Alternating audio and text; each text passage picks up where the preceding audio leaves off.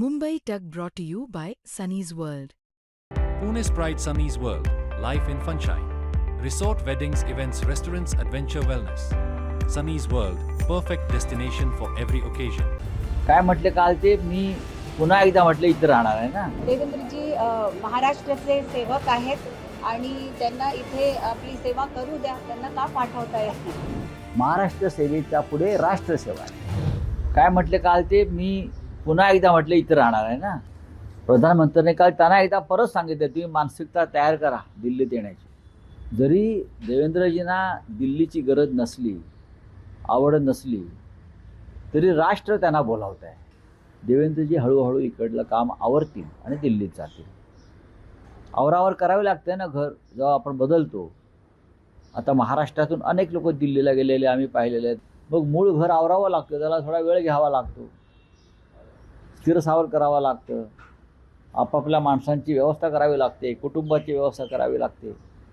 पण देवेंद्रजींना राष्ट्र साथ घालत आहे आणि ते जे म्हणतात मी इथेच राहणार, तुमची खूप इच्छा असेल पण तुमच्या आजूबाजूचे लोक तुम्हाला ढकलतात त्याचं काय?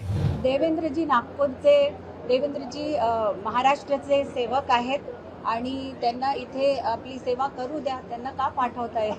करू द्या सेवा.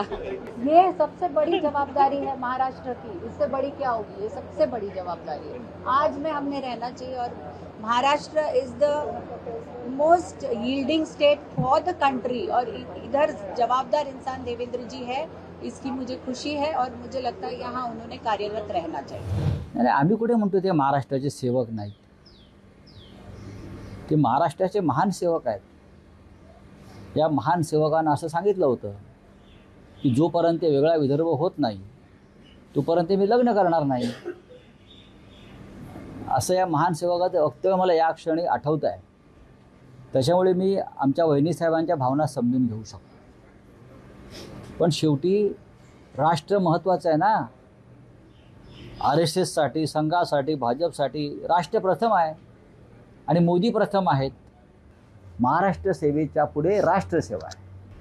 हे तर काय प्राण अजिबात द्यायचे नाहीत. इकडल्या बंगल्यातून दिल्लीच्या बंगल्यात जायचं आहे, पुढे काय? मोठा बंगला मिळेल, खूप मोठा बंगला मिळेल. त्याच्यामुळे हळूहळू वहिनी साहेबांनी मानसिकता तयार केली पाहिजे. मुख्यमंत्री हे गृहमंत्री आहेत. मुलींवरती वारंवार अत्याचार होत आहेत. मुलींवर हा कायदा आणि सुव्यवस्थेचा विषय आहे. याविषयी सुद्धा वहिनी साहेबांनी बोलायला पाहिजे.